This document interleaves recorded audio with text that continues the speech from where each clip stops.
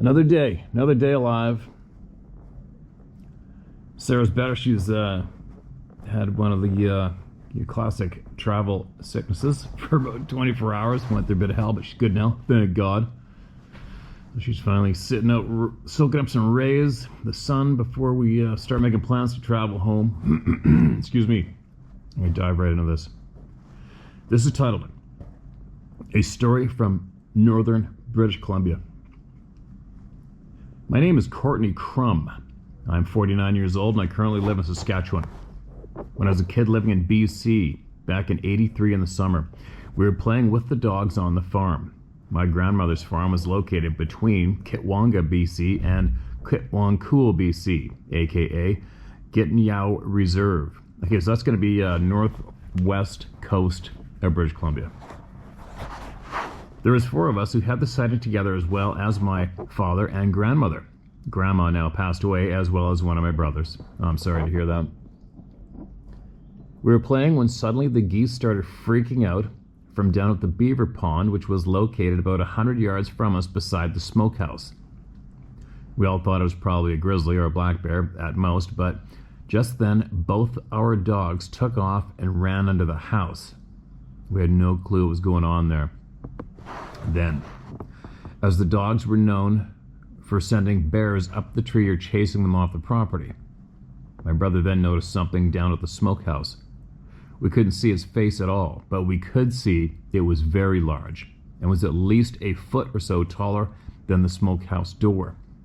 It was partially hidden behind a cottonwood tree, but we could definitely see it standing there. It was frozen stiff, as if trying not to let us see it. But it swayed just enough for us to know we were looking at something. We knew it was not a moose or a bear for sure, but it was covered by shade, enough to hide the face, so I can't say what it looks like other than it was dark in color. My dad came out onto the porch to see what was going on, and he could see it too, but couldn't tell what it was. Then my grandmother came out and looked at it, and she said, "It is a Bigfoot. Come inside and it'll go away." As if it was no big deal. Later we went out and it was definitely gone, but the weird thing was, when we got the courage to go up, when we got the courage up to go down there and look for evidence, there wasn't even any footprints. Now it was clay bed area, so there might have been something to do, so that might have been something to do with it. The natives there told us it was good luck to see what we saw. I've never had any kind of encounter since, so that's my story. Take it for what it is. I don't care who knows, because I tell everyone. I don't give an F if they don't believe me. I know what I saw. and that's good enough for me. And no, my grandmother never spoke of it. But then again, I never asked. LOL. Thanks for everything you do. I love the channel. All right. Absolutely appreciate you sending that in. I love hearing from that area of the province too, because I love that area and I feel like I want to go spend some more time up there. Usually I just travel right through when I'm going up towards, oh man, now I'm having a brain fart. Dease Lake and area. I've traveled that route from the Yukon home a few times. It's pretty remote country there. Big time. A lot of stories come from up in that area. A lot. Yeah. It's funny. Grandma never spoke of it because nobody asked, right? I bet everybody would be surprised just how much you learn when you ask. Who's next? 3 Stories, Indiana. That sounds familiar. We might have read this. Let's go into it. You never know. When's this sent? 2019. Oh. All right, here we go. Hello, I'm a 50-year-old remodeling contractor from Indianapolis, Indiana. 30 years ago, I deer hunted a property in western Indiana for about 10 years. During this time, I had 3 distinct experiences that were all on the same property, and at the time were very strange. First, during gun season, it rained all night. All the leaves were soaked, so I decided to sit on the ground instead of my tree stand so I could do some stalking. I got to my spot about an hour before daylight. While it was still dark, I was sitting with my back against a large tree. I had my gun across my lap with my mag light by my left leg. Out of nowhere, I heard very deep and heavy breathing. This throaty breathing sounded like it came from behind the tree I was sitting against. Not knowing what it was, I grabbed my gun and flashlight and swung it around the tree. There was nothing there. The next experience happened during bow season. I had my trusty Bear Whitetail 2 as I was walking out of the woods after sunset. All right, that'll be a bow for anybody who's not familiar. I came into the north end of a hay field and began to walk south to my truck. To my left, east, was a draw filled with heavy timber. To my right, west, was the woods I had just exited. As I was walking south, I heard a loud, deep, howling sound. I've been in the Indiana woods my whole life and never heard anything like it before. It was too deep of a sound for coyotes. I had nothing to compare it to. When I heard the howl, I stopped in my tracks. I shined my flashlight towards the tree line. I saw nothing, no eye shine, so I started walking a little faster toward my truck. Then, when I was about 200 yards further south, I heard the sound again. It was just as loud coming from the draw, only this time it was parallel with me. So, as I had moved south by 200 yards, it sounded like whatever made the howls had moved south in the timber as well. At this point, I ran back to my truck. The last experience was also during bow season. I was hunting from a tree stand about 20 yards from a deer scrape, and just before last shooting light, I had a nice 6-point buck walk under my stand and over to the scrape. As he got to the scrape, he presented a perfect broadside shot. I released my arrow and saw it hit its mark on the back side of the deer's front right shoulder. After impact, the deer turned to its left and ran directly away from me, through heavy brush and down into a valley. As it ran through the brush, I could hear the old aluminum arrow making a ting ting ting sound as the deer ran. I then heard the deer fall at the bottom of the hill. I sat at my stand for a while, expecting to find my deer dead at the bottom of the valley. And after 30 minutes, I got down and walked over to where the deer was. When I shot it, there was good blood and fur in the scrape from my shot. I began to follow the blood trail down the hill using my little mini mag light. I got to the bottom of the hill and found a large area of blood but no deer. At this point, I decided to back out of the woods and return at first light the following morning. I came back before first light with a buddy to help me find my deer. We got to my tree stand as the sun was rising. I walked him through the shot and began to track the deer. At the bottom of the hill, we could see that the deer was bleeding heavily and was dragging his front right leg. All the leaves on the right side of the blood trail were flipped over. So we essentially had 2 clear trails to follow, blood and flipped leaves. We talked about how this will be an easy tracking job, and as we trailed the deer, maybe 100 yards, it made its way up a small draw onto a flat spot. It was here that things got strange. About 10 yards over the top of the draw, the blood trail stopped. The flipped over leaves stopped. We were both stumped. For the next 3 hours, my buddy and I made a circle after circle, starting to close to the last blood and moving farther away, looking for any blood sign. Nothing. We both commented that it was like the deer had been picked up and carried away. I have no explanation for this, as the deer was not only bleeding heavily, but was also dragging his front right leg. This tracking was a piece of cake till it was completely gone. I've seen blood trails dry up, but never a deer's broke leg suddenly heal up and stop dragging. So that's it. Those are my experiences. I found it all over Indiana, and the only place I've had anything strange happen was on this property in western Indiana. Thanks for reading, Pat Thompson. Thanks for sending that, Pat. I don't think I read that. I think we had somebody else send in 3 stories from Indiana. 3 stories. Actually, you know what? I think we've just had a handful of emails with 3 stories lately. I don't know. I've read so frickin' many of them. That pissed me off. That would drive me bonks, because the deer that I prefer to shoot when I'm hunting here are ones that I single out and I put a pile of time in on that individual buck. And I always hope that doesn't happen to me, because I would be really, really pissed putting in all that time on my one deer. I guess if I just come up on a random buck, the pain wouldn't be so bad, but it's crazy. If you're still hanging out here, throw us back some more knowledge if you got any. Okay, man? Throw us back some new stuff if you got it. All right, now this next email is titled Pics from Sisika Indian Reserve. Sisika Indian Reserve. And it's just photos.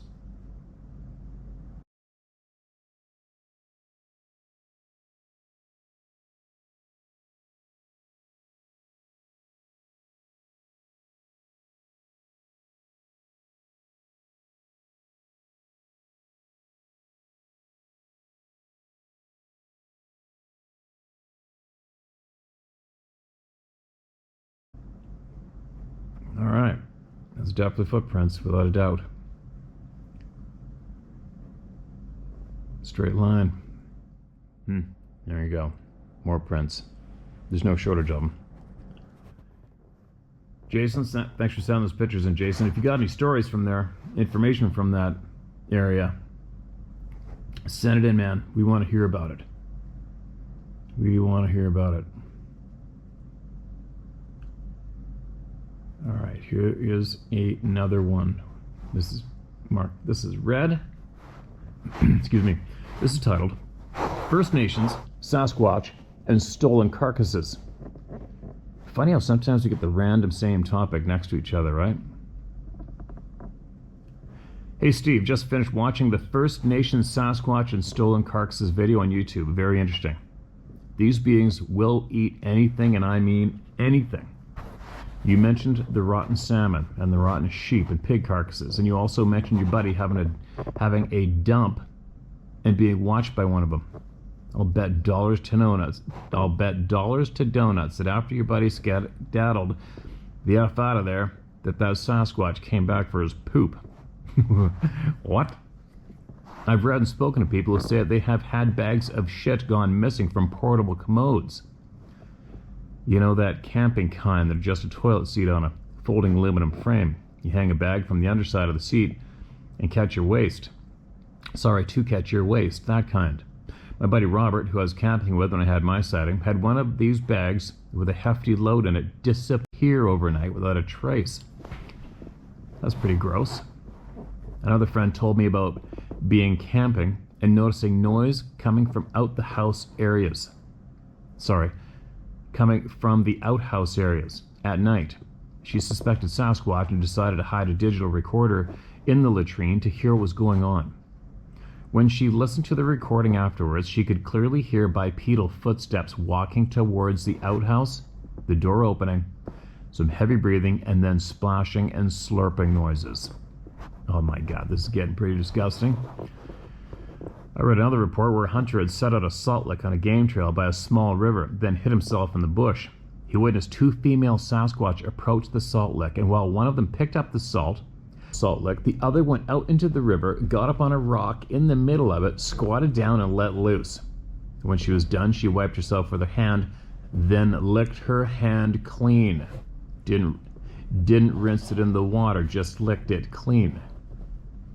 I don't know if you've ever been close enough to one of these beings to smell them, but they stink to high heaven. It was bad enough that it made me gag. I don't think personal hygiene is high on their priority list, since they don't use bibs when they eat, so they probably wear everything they've eaten until they decide to go for a swim or something. Just thought I'd share that with you because of the missing rotten carcasses. It's pretty disgusting, I know. Cheers, Ricardo. Ricardo, I sort of appreciate that one. But you know what? There's a lot of things, a lot of people report experiences and sightings that most human beings are too awkward, insecure to speak openly about. And this is one of those moments, right? I have a funny feeling there's a lot of crazy ass shit going on that's to us is just typically absolutely disgusting. But it is what it is. If it happens, somebody's seen it, I want to hear it. I want to hear it. I don't want to ignore it, put my head in the sand because, it just might offend me or make me feel a little too gross or it might be too alarming. I'm past all that shit. I want to hear it. I don't give a shit how alarming or disgusting or unbelievable it may sound. If somebody honestly seen something, I want to know about it. And I'm going to share it. Anyways, thanks for sending that in, man. That is pretty freaking disgusting. But if they're willing to go and eat those salmon that have decomposed to the point that they're just that mungy, yellow pudding slime wrapped around a spinal cord, you know that stink. All you people who are on the west coast, North America, or even in Europe where there's Atlantic salmon, when your dog smears through that stuff, the smell is absolutely unbelievable. What's the difference between eating a pile of shit or one of those? There's not much. So, who knows? I can't say it's not happening myself. That's for sure. Here's another one. This is titled, Wolf Pack Ripped Apart in Aura While Tripping with First Nation Buddies. All right, here we go. Hi, Steve. I love your website and your YouTube channel. Been watching for months now. A little bad spine, so I can't get up there to hunt with you, but I have been to Washington and lived in Redwoods in Northern California. BC is amazing, as you know. My Bigfoot story is what happened to my buddy. His name is Tim, and he's a former Navy sub guy, Eagle Scout, who spent time in the forest and deserts all over the West. Tim is an accountant and is a very logical and professional, no BS guy. If he said it, it happened. Tim was 18 back in '77, and he and his buddy went outside Portland to a forest that was on First Nations land and went out on a camping outing with their First Nation buddies. At the campsite that night, they heard wolves surrounding them and knew that this was what they typically did. No one freaked out as they posed no threat with the fire and all. These guys had been there, done that in the woods. They took peyote, I think to get on this vision quest. Well, not a smart thing to do, because in a few hours they heard the wolf pack get into a fight with this whatever it was. Frankly, Tim said it sounded like it was not much of a fight. Their First Nation buddies said that they knew maybe what was fighting the wolves, but they all sort of knew. In the morning, they circled the camp, deconstructing what had happened, and they found 3 wolves to the north that had been ripped in half with their necks snapped as easy as we do a chicken. The alpha wolf had doubled back to the northeast, and as the trail went up the mountain, and had been especially ripped apart by whomever had the hands to do it. Tim said, bears can't do this. Mountain lions can't do this. Also, they saw footprints leading up the mountain. Tim said, of course they all knew what had killed this small wolf pack so easily. Tim said they packed up and left. But imagine being on peyote and hearing this howling and rip, rip, rip. Oh, and the alpha leader, you're especially done. I believe Tim, as I had to get this out of him, and he said it's just a matter of course, but he does not go around broadcasting it. That's a crazy-ass story. especially for me to hear, because, I mean, I'm not saying it didn't happen. There's no way I'm saying that didn't happen. I wasn't there. And, but it's just hard. I mean, wolves are typically shy of humans big time. One time I had wolves circle around me. They came within about 12 yards of me. I could see their legs when I looked down underneath the canopy of the thick brush. I was actually hanging up a roadkill deer hind quarter to use as bait to catch the bastards, and nobody had trapped them or gone after them for years where I was. And there were so many, it was stupid. And they actually came into the scent of me with this deer hind quarter in my hand. I could just feel something was there. I didn't hear them. I didn't hear them or smell them anyway. But I didn't hear anything. I just felt it. I'm like, oh, something's right here. Something's right here. And then I had to duck down to look through a hole in the brush out to the old gravel road I came in on, and there's their legs. They were all standing there downwind of me. But typically, a wolf sees a human being, they are gone. And I mean gone. And as well, when you shoot them, you shoot a wolf, the pack frickin' takes off. So I wonder what would give them the confidence to stay and fight, when typically the canines that we're familiar with bolt. Bears bolt when it comes to these beings. Could it have been a dog-man type of being? A dog-man type of being? Is that a game changer when it comes to canines? I don't know. But that'd be something else to see that. Especially for me, being so familiar with wolves. Crazy.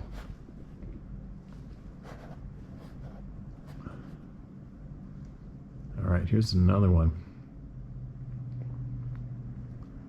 Lots of pictures today. I hope I remember to load them all. Now, this is titled, My Hunting Story Part 2. We saw it. And this is sent in 2021 in June. Hey Steve, here's my part 2. I've included the first email below, so I'm sorry in advance for any grammar or typos. After my first encounter with a large unknown bipedal, as I'll call it, I swore up and down I'd never return to the area where me and my brother were stalked. I just had to go back. Mostly out of my Marine Corps arrogance / pride, but also out of my lack of my own understanding of what we were dealing with. So, still needing to tag out on my bear tag, I decided to go out to that area again. To start off, not only did I bring my brother along again, partly under duress and partly because he's a good person and doesn't want anything to happen to me, but I made the mistake of bringing my wife along as well. Now with my wife, she's been out in the woods almost as much as both me and my brother, so she's familiar with the normal sights, smells, and sounds of Arizona's wildlife. So, to set the stage, us three amigos take the truck out to the middle of nowhere and walk what seems like forever, since we didn't have a side-by-side at this time, and set in a nice hunting blind that I recently purchased. We were set back about 45 yards from the water that were on an overwatch on and blended in quite well. Being a 0311 rifleman, I've had the opportunity to set up well-hidden observation posts for our deployments as well as in training.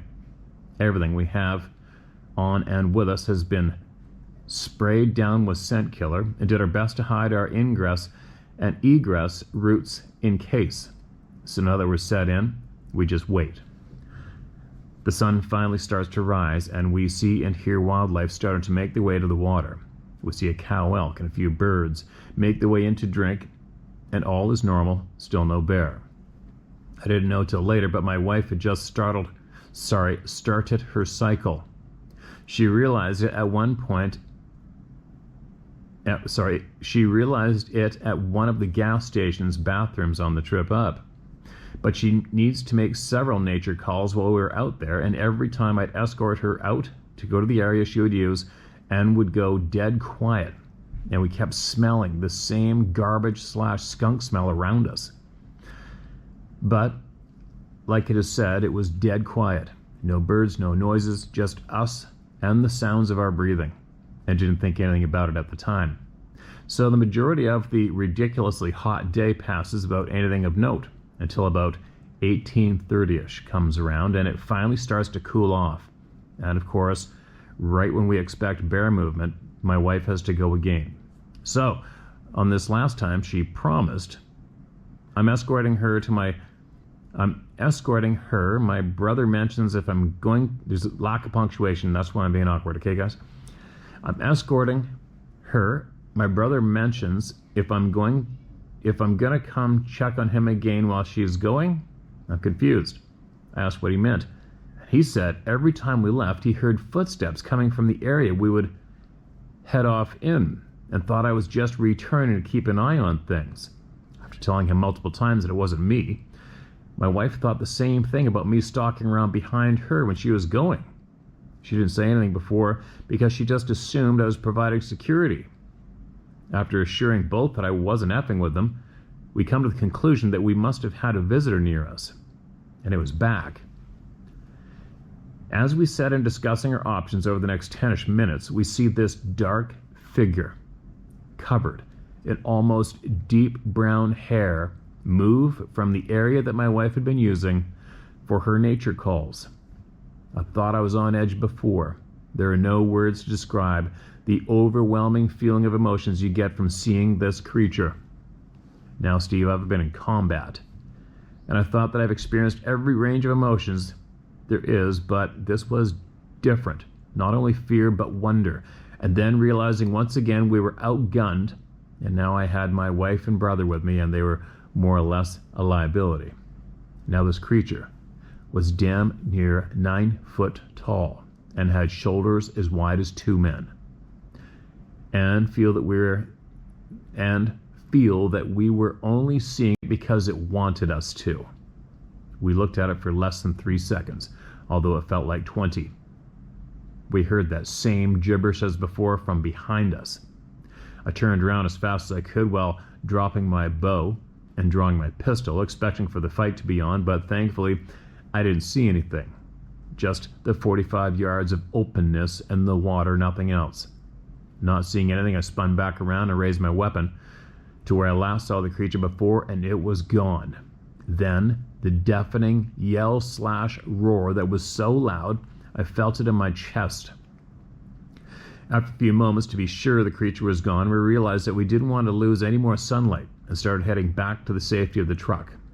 Unfortunately, we had to walk through the area we saw the creature in order to walk out, and right where the creature was standing was one of my wife's tampons on the ground. This is when she told me about her cycle starting. This tampon was 30 yards or more from where she was using nature, and the only way it could have gotten there was if the creature picked it up to move it. Absolutely freaked out, and remembering our last encounter that me and my brother had, I told my wife and brother to cover their ears, and once again I discharged 3 rounds into the ground between us and the nearest dense cover. I honestly don't know if it helped or not, but I felt like I had to do something. On our entire way out, we kept hearing noises like it was stalking us or even pushing us out. And as a Marine, I hate to my core the idea of giving up ground, but I'll tell you, we couldn't have gotten out of there fast enough.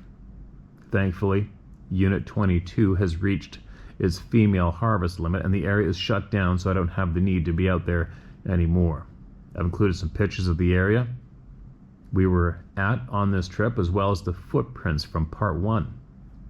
With us seeing this thing and the absolute need to get out ASAP, I didn't take the time to try to find tracks for pictures. And oh well, maybe we'll go out again looking for it, but you better believe I'll never be in a position to be outgunned again. Thanks for giving me the opportunity to share my story without feeling crazy. You're not crazy. And there's some pictures. There you go.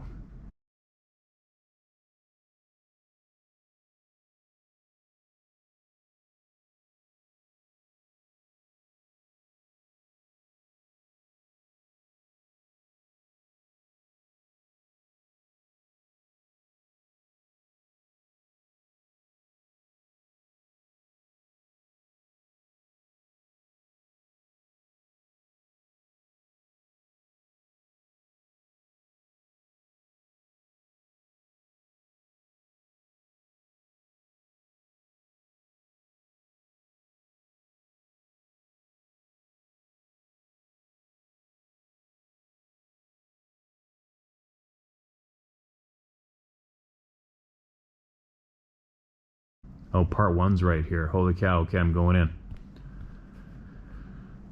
Hello, Steve. My name is Ross. You can use my name and share my short tale if you so desire. My goal is to only share what happened to me and my brother, but also hopefully encourage someone else to come forward, especially since you don't really hear about these creatures in Arizona. So a little backstory. I'm a Marine Corps veteran with 2 combat deployments to Afghanistan. I'm an average deer hunter and have about a 50% success rate. Needless to say, I'm not the best woodsman or hunter, but I certainly have had enough experience to not be surprised by much, but I always keep an eye out for things that just might turn into a bad situation. This 2021 spring bear, I was lucky enough to get drawn for a bow tag in northern Arizona, Unit 22, Mogollon Rim area. Our season opened April 30th and continues till July 30th. I started this season with a bang and was out there opening day, leaving straight from work and headed right out to the areas I scouted in the off season. I was with my younger brother, and he was my security. He carried a semi-auto shotgun with low recoil, 1-ounce rifled slugs. We both had sidearms, and both of us are extremely proficient in self-defense, so we weren't afraid of anything at the time. First 2 mornings went by without anything of note. On the 3rd day, we changed to the far-off watering hole that took us 2 hours on side-by-side, and then a 45-minute stalk into position. We got set in that morning just before first light, and for the first little bit, it was a quiet, perfect morning, watching the sun come up, and then we heard bipedal steps coming in from the uphill, our rear side of the watering hole. We were set in to watch the primary game trails that were leading to the watering hole, and while hearing the footsteps walk up, we came to the conclusion that it must have been another hunter, since there was a handmade tree stand about 20 yards from us. But as this unknown stalked close, we noticed a musty, almost skunky smell that just made our eyes water. After we started smelling the skunk-type smell, we noticed that the footsteps had stopped, but felt that we were being watched and breathed on. As we sat there, we were now realizing that who or whatever it was taking our exact route into our hide. After I told my brother this, we decided to both stand up at the same time to confront whatever was coming our way. As we did this, we heard a loud, piercing, almost whooping noise, and a loud branch break, and whatever was stalking us took off. But I've never heard footsteps this loud or weight-bearing like a drum. As we both stood there absolutely freaked out, we started to understand that whatever we heard, we would have had a hard time defending against it if it was going to attack. So we took the most direct route out of there. Now, as we were walking out, we came across a set of huge prints. I've included the best pictures we had from that trip. As we took the pictures, we got the sense that we were being watched, and started hearing what I can only describe as chattering, but it sounded like child gibberish. And as we heard this, we caught scent of the skunky garbage smell again, and at this point I pulled my sidearm and rapidly discharged 3 shots into the ground between us and where the sound was coming from, while my brother had his shotgun ready for whatever showed up. However, almost immediately after I made those 3 shots, we felt an amazing sense of relief and safety. We hiked the rest of the way out without any further incident and never went back to that hole again. I'll never forget the feel that, for the first time of my life, that I was outmatched. Oh, I get it. You'll never forget the feeling for the first time in your life that you're outmatched, both in the lack of equipment, but also a lack of understanding what I was up against. I've been all around that rim and those mountains for years, but now I'll never go back to that stretch of area. I haven't tagged out yet, so who knows? Maybe I might stumble into another interesting area. The pictures with the number 2 on them were deeper impressions in the dirt, making me think it was a much heavier creature. For reference, I wear a 9.5 boot. I'll keep you updated if anything else happens. Thank you for creating a way of sharing our encounters with the public without judgment. Ross Woodruff. Ross, this was back in 2021.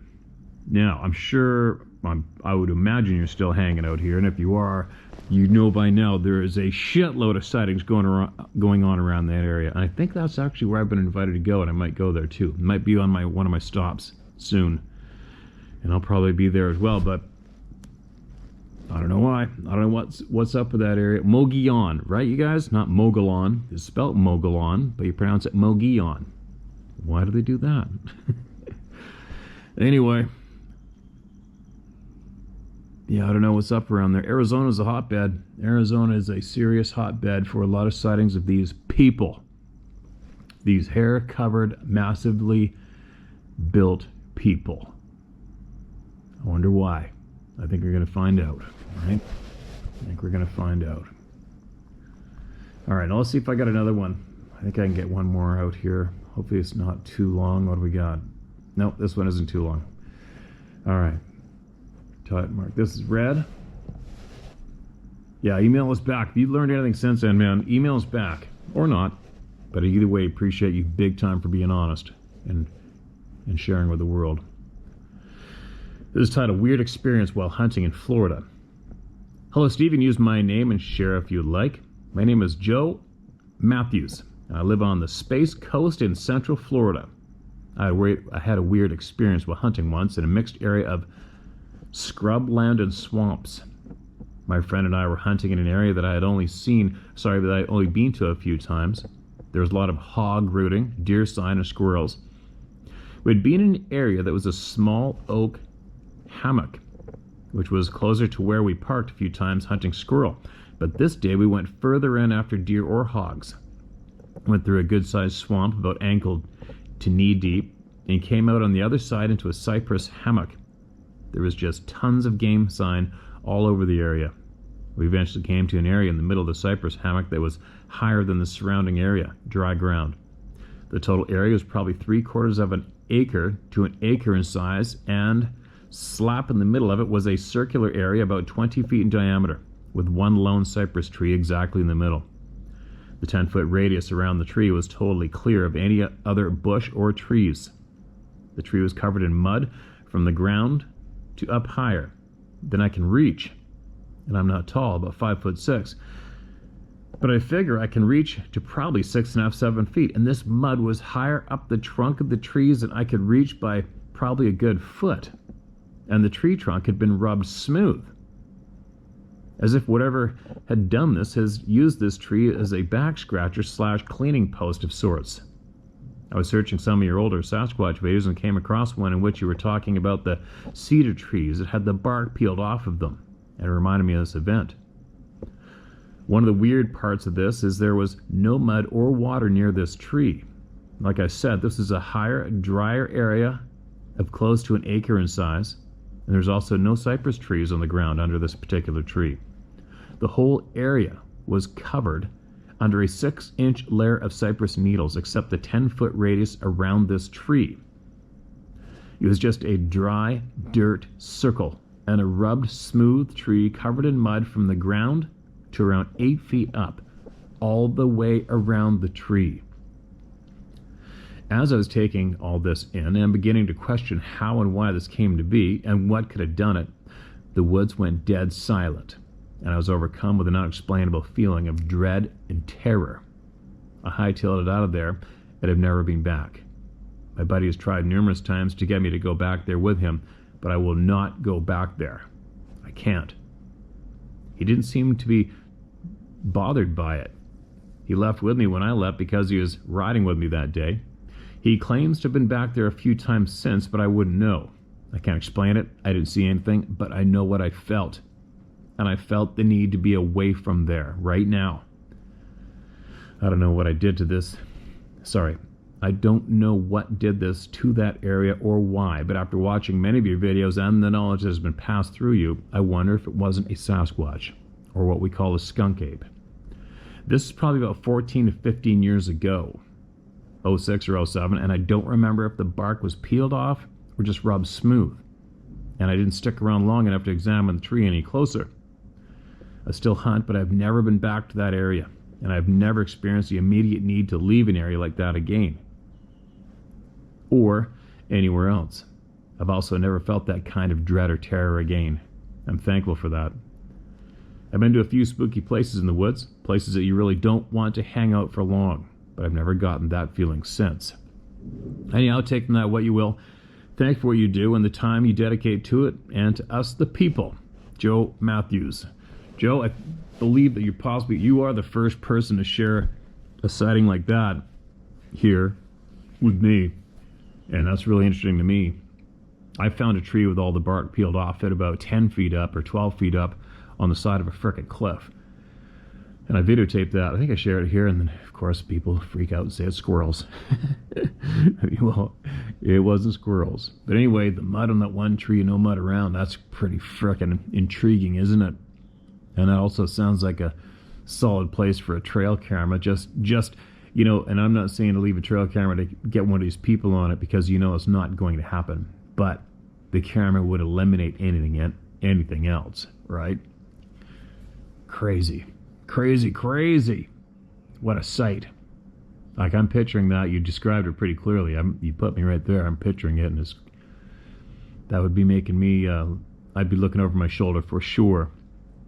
But then you get the dread and terror feeling planted inside you. So there's your key indicator. There's your hint of what's related to that tree covered in mud and rubbed smooth. That is a lot of frickin' rubbing, right? Anybody who's ever sanded wood before, how many times do you think it would take to rub your back on tree bark to make it smooth? That's crazy. I wonder if that tree even is still there, or if you talk to your buddy. I wonder if your buddy, you know what? Send if your buddy's still kicking around, and you are, send this video to him. And if the place hasn't been developed or logged or forest fire hasn't hit it, I wonder if he would be interested in going back there and videotaping or photographing that tree if it's still there. I mean, if it was rubbed smooth then and it's still standing, it'll still be smooth today, right? That would be really, really interesting for me anyway. I'm sure quite a few people listening to see that. Wow. But anyway, there you go. There's another day. More voices heard. The lineup to be heard is huge. The amount of brave people coming forward is huge. It's something else, isn't it? It's something else. We're going to find the answers. I found a lot of answers for me during this ride here. A lot. And I'm really anticipating learning the ultimate answers here quite quickly. I'm getting kind of anxious, nervous, and excited in a way that it's coming. It's coming quick. And I'm going. I am going to go experience whatever I can. And I am going to report it to you guys word for word. Word for word. I already know I won't be able to video, right? That's okay. I don't give a shit. As long as I experience it firsthand, it's good enough for me. And I'll share it with you, all you. Hopefully that's good enough for you.